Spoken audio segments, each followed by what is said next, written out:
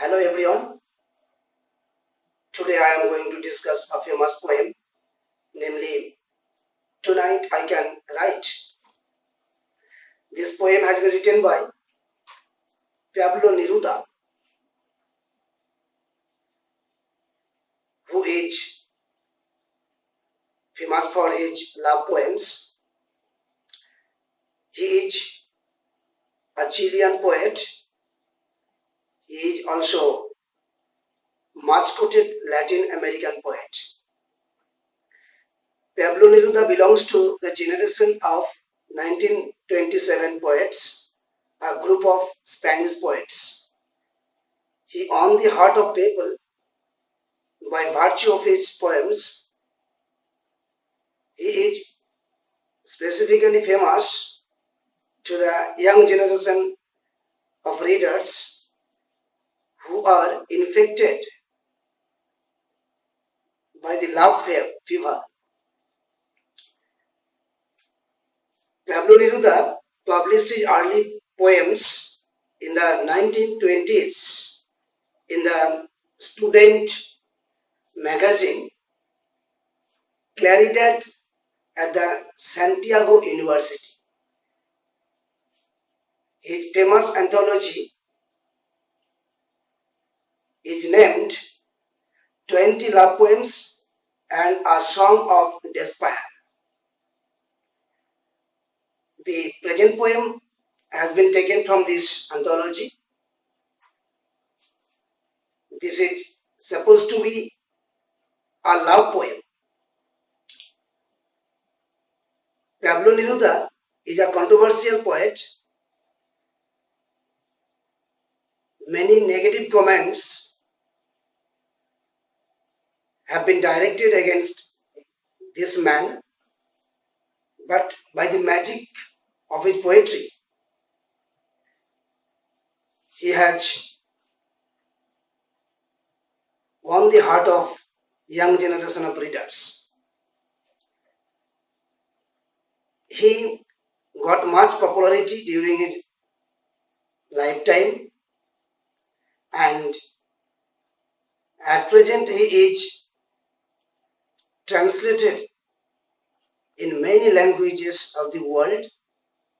He has also been translated in many Indian languages such as Hindi, Bangla, Urdu, etc. Now, Pablo Neruda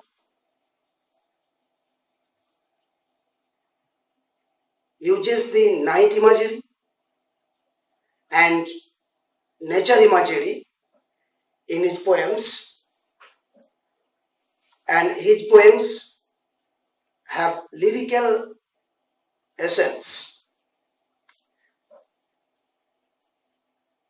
The poem Tonight I Can Write is influenced by love fame, better to say pangs. The disappointment in love had forced Mr. Neruda to write this poem. Naturally, he has gifted us this famous poem, namely Tonight I Can Write. The woman is personification of poetic inspiration to him. This poem is about the woman the poet once loved and lost. So there is a feelings of solitariness in the poet. Now let's come to the poem, and I will go line by line. The first line is, Tonight I can write the saddest lines. Actually, the poet uses a model namely can. He has been in such a condition, mental condition, psychological condition, that he is not in the position to write a poem. Still, he shows his ability of writing. He says, I can write. He can write under pressure. Still, he is going to write. But he writes the saddest lines. Who writes saddest line? Those who have been disappointed in love, those who have been rejected by their respective beloveds, normally write saddest lines. So, the very opening line of the poem establishes the very tune of the poem. It is going to be a poem resulting in jilted love. Right? For example, the night is shattered and the blue stars shivers in the distance. He gives an example how he can write. He can write that night has been shattered and the blue stars shiver in the distance. We can see the use of objective correlative. The phrase objective correlative has been coined, introduced, and popularized by Mr. T.S. Eliot. The phrase has been used in Eliot's famous essay, critical essay, Hamlet and His Problem. Actually, the mental condition, the psychological condition of the speaker of this poem has been reflected in the natural world. The night seems to be shattered. The night is symbolically the poet himself. The poet's shattered condition, his psychological devastation, has been used to describe the night. We know that it is transferred epithet. Actually, night is not shattered. The poet is shattered by being jilted by the beloved. And the blue stars shiver in the distance. The stars, the blue stars are trembling as if it is suffering from, the stars are suffering from fever, but it is not normal fever. It is not the medicinal, physical illness. It is the side effect of love. It is the love fever. The stars are shivering.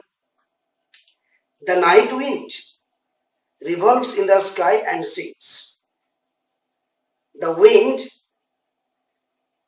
seems to be revolving in the sky, and it seems that the wind is singing. If the wind sings, that song will not be pleasing on. It will be obviously a sad song. So, in the first 4 lines, we have caught the very mood of the poem. We have also known the psychological condition of the poet. His mental condition is very much negative, he weeps internally. He weeps internally. Now he says, tonight I can write the saddest lines. This line is going to be the very theme of the poem. Tonight I can write the saddest lines. It has been repeatedly used, and in the technical term, we can decipher it as refrain. What is a refrain? Refrain is a line or a passage or a phrase which is repeatedly used either at the beginning or at the end of each stanza of a long poem.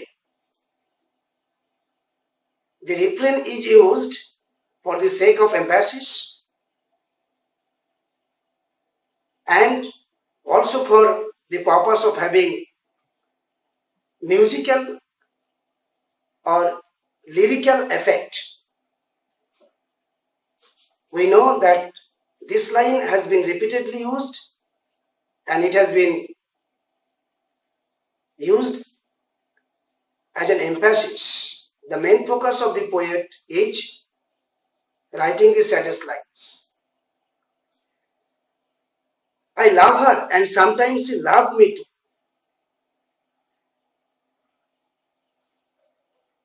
The line indicates that the love was mutual. The poet loved her and she also loved the poet. Reciprocal love was there. Sometimes she loved me too. It seems that the love of the beloved was not static. It was a faltering love. Sometimes she would love him, sometimes she would not. So, the stress, the tension was in the love.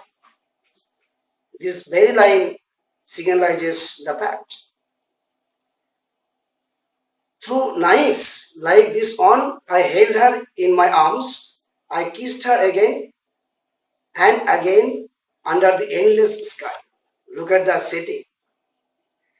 When the love was going on, when the love was mutual, the beloved would come to the poet and the poet would hold her in his arms, and he would kiss her time and again under the endless sky.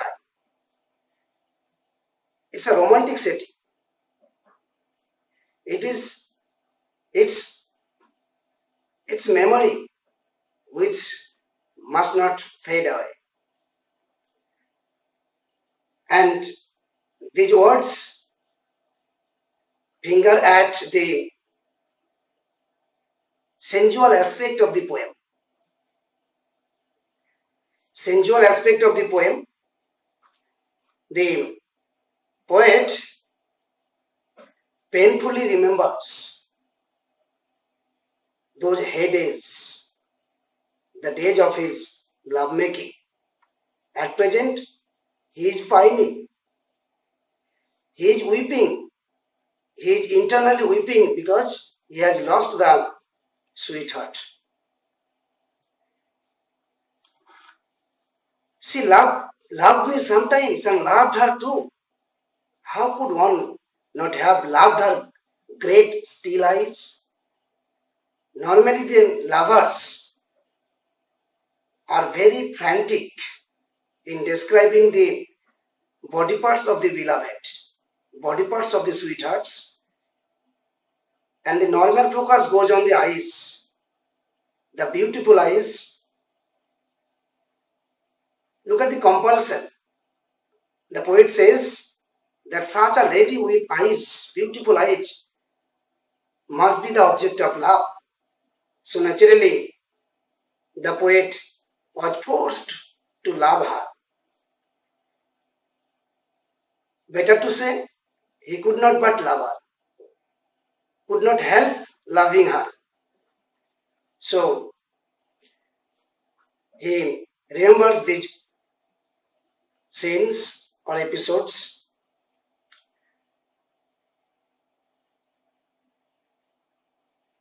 Tonight I can write the saddest lines. To think that I do not have her. The repetition is going on. The refrain is going on. And he says, to think that I do not have her. At present, he cannot think. He cannot accept the fact that he has lost the beloved, that he has lost the sweetheart. So, look at the poignance, look at the piercing effect that the poet has lost her is very hitting. He cannot tolerate it. He cannot take it for granted. To feel that I have lost her. He cannot feel. He cannot accept that he has lost his sweetheart. To hear the immense night, still more immense without her. To hear the immense night. The night is normally immense because of its vastness. When the light goes on, then everything seems to be eternal and vast. But the night becomes much more immense at the absence of the beloved. So the beloved was synonymous of light to the poet. He has lost her, meaning he has lost the light in his life. So he says the light seems to be much more problematic, much more vast without her. If she would be with him, the night would be very pleasing, the night would be very romantic, it would be enjoyable night. And the verse falls to the soul like dew to the pasture. At this time of stress, mental agony, mental stress, the poet uses wonderful simile. He is writing the verse and the verse influences his soul.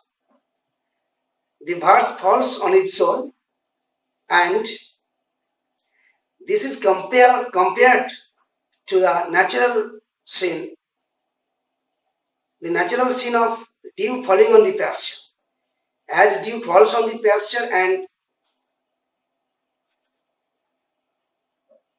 makes the pasture wet, in the same way, the poet thinks that the verse addressed to the beloved falls on his soul and makes his soul wet.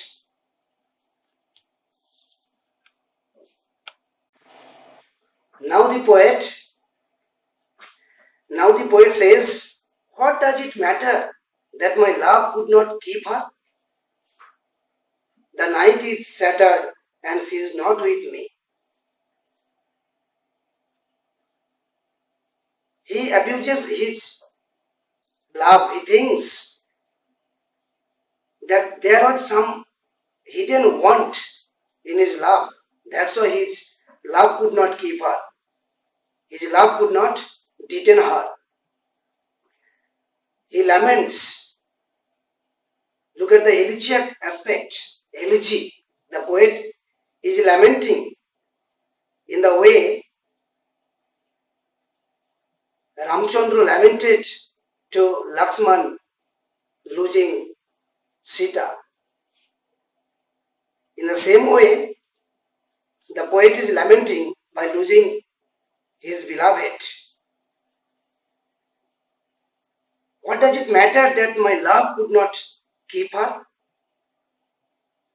The poet says that it does not matter at all, but it matters. Inherently, he abuses his love. It matters much to him. He finds fault with his own love. That's why he says, but we have to take it in the negative way. The night is shattered and she is not with me. That the beloved is not with the poet, that's why the night is shattered. That's why the poet is shattered. That the beloved is not the poet, is not with the poet. It is intolerable. It is intolerable fact. The poet cannot digest it. That is all. In the distance, someone is singing. In the distance, my soul is not satisfied that it has lost her. The poet thinks that the beloved is singing elsewhere.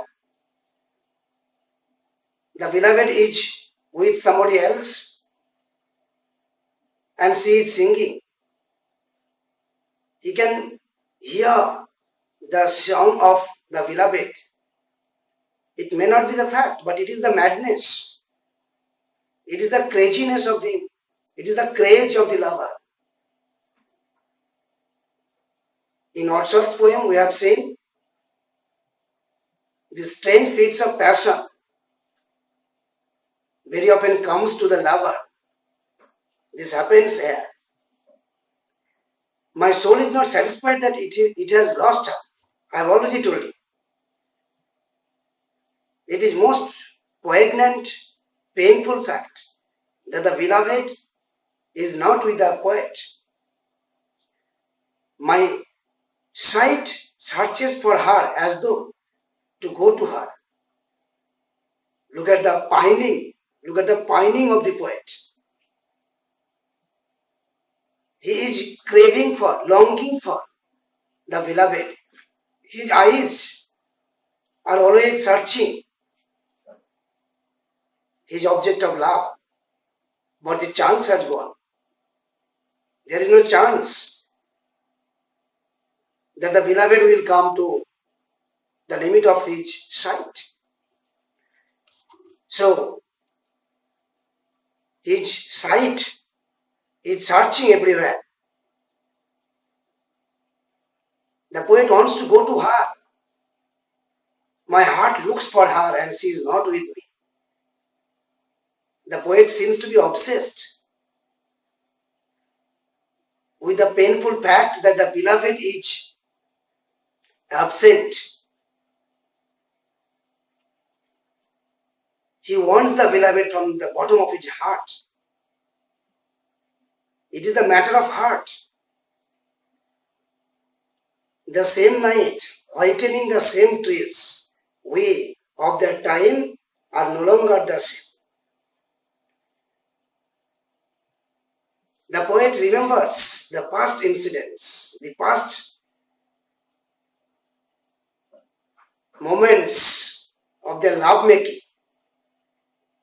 When he would love the beloved, they would be standing in the same place, under the same tree. The same night would be whitened. The night would be whitened when the beloved was with the lover. But at present, today, the place is the same, the tree is the same, the local is the same, but the situation is not the same. We can see the suffering heart of the poet. We are also infected. I mean those who are rejected by their beloveds, are no longer the same. I no longer love her. That is certain. At present, the poet does not love her. It is not the reality. Actually, he does not get her. His heart, his mind, his soul are ready to embrace her, but the chance has gone. So he says that he certainly does not love the beloved, but how I loved her. Again he laments that he loved her greatly. My voice tried to find the wind to touch her hearing. Look at the urgency. Look at the urgency of the poet. The poet is trying his level best to hear the voice of his beloved.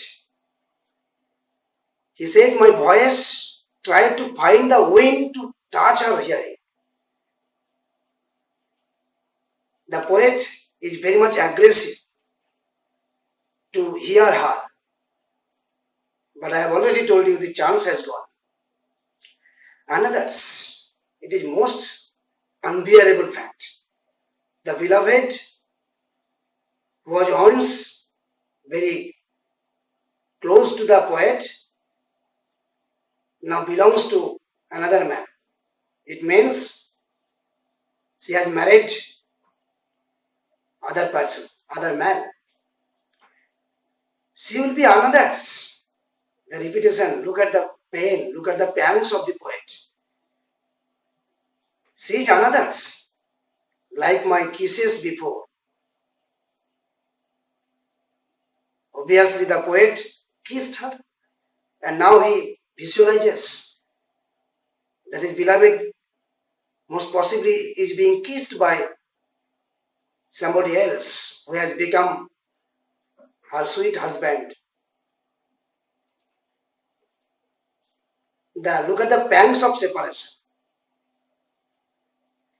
Now we can realize that why Pablo Neruda is very famous to the love forsaken young generation. Like my kisses before, her voice, her bright body, her infinite eyes. Look at the hyperbolic description. He is mentioning, he is describing the body parts of the beloved. And you know, this approach is technically termed as blason. If we describe the parts of our beloved, the poem dealing with the parts of the beloved, feminine body, it's said to be blason. And it is a blason. Infinite eyes. Now, I no longer love her. That is certain. If he does not love her, he must not repeat this. But he is time and again repeating it. What should I presume? What should I think? What should we think? That he is pining for not having the chance of loving the beloved. But maybe I love her. But maybe I love her. It means the beloved has physically gone, but the love affects the memory of love has been alive in the poet. The poet still loves her.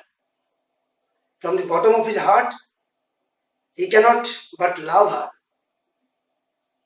But I may be love her. Maybe I love her.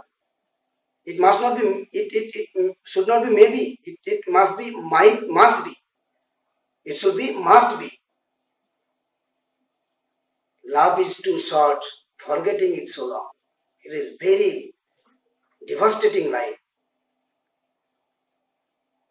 Love is too short. The span of their love, the warmth of their love was very limited. But forgetting forgetting is so long. I think the forgetting will not be possible until and unless the poet, the victim of love, completely dies. That the side effects of love will be with him till the last second of the recorded time. So long he will be alive, so long he will be remembering. That's why he says it takes much time, infinite time to forget the love. The love was limited, but forgetting, the process of forgetting is very vast. Actually, he cannot forget her anymore. Because through nights like this one, I held her in my arms. Again he repeats. In any one of such nights, the beloved came to the poet, I mean lover, and the lover embraced her. My soul is not satisfied that it has lost her. Actually, the poet cannot tolerate it. His soul cannot tolerate it. His mind cannot tolerate it. His heart cannot tolerate it. The separation cannot be tolerated. Through this, be the last pain that she makes me suffer. At the end of the poem, the poet seems to be angry. He wants to take revenge. He says that it is the last pain she is giving to me. After today, I will never pine for him or pine for her. But I think it is not also reality. The lost love, the lost beloved will be harassing him eternally. The memory will be hankering after him. I have already told him, so long he will be alive, so long his consciousness will be operative, he cannot forget her. And these, the last verses that I write for her, he promises, he is determined that this is the last verse, last poem he is going to write on the lost beloved. After this, he will not take the pen to paint the blackest face of O, O meaning misery. But we know that the obstinacy of the poet, the pledge of the poet will not be lasting. He will be catching his pen time and again to give vent to his mind's agony. And I think he will be writing poetry on the lost beloved time and again. So, thank you very much.